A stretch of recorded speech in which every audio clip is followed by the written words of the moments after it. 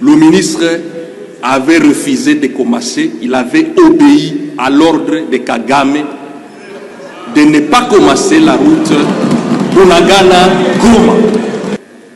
Si on avait laissé les travaux au même moment, parce que l'armée rwandaise avait rencontré sur le terrain l'armée ougandaise. Parce que ceux qui exécutent les travaux sont gardés par le FARDC et l'UPDF de l'Ouganda. Ils ont maintenant 1 mois sur cet axe. Or, il a la mission de construire, d'entretenir, de développer même les ouvrages et les infrastructures dans notre pays. Je veux qu'il me donne le bilan, son bilan. Parce qu'ici, les gens viennent dire, non, voilà, honorable président, le chef de l'État, les chefs de l'État. Les chefs de l'État, on ne peut pas les mêler dans les bilans des ministres parce que l'article 93 est clair. Le ministre est responsable de son département. Je suis contre, honorable président, contre tout ce qui passe ici, dire que non, le chef de l'État, oh la vision du chef de l'État, papa, ici ce n'est pas la vision du chef de l'État. Ici c'est vous le ministre. Le chef de l'État vous a nommé, il vous a donné des responsabilités. La Constitution aussi vous donne la responsabilité de travail. C'est vous ici. Parce qu'honorable président, on peut dispenser les autres ministres, les deux qui sont là, parce qu'ils ne viennent de faire que 4 mois, mais celui qui a fait 3 ans. C'est pour nous une honte et une déception sans égale.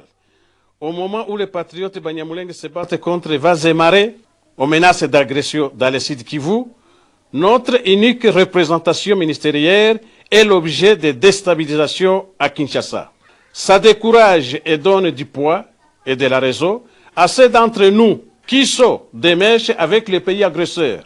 À titre d'exemple, le village de Rurambo, dans le haut plateau, est en paix.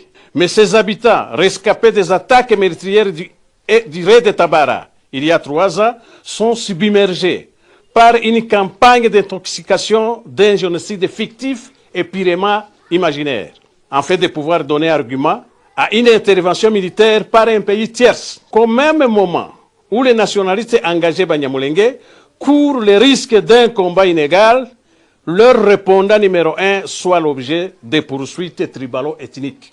Le ministre Alexis Gisaro est en train de faire ce qu'aucun précédent n'a jamais fait au Sud Kivu pendant ses pouvoirs, pendant le pouvoir de Kabila père ou de Kabila fils ou celui de Mobutu même. Des chantiers sont en construction à Uvira, de la frontière burundaise jusqu'au port de Kalundu.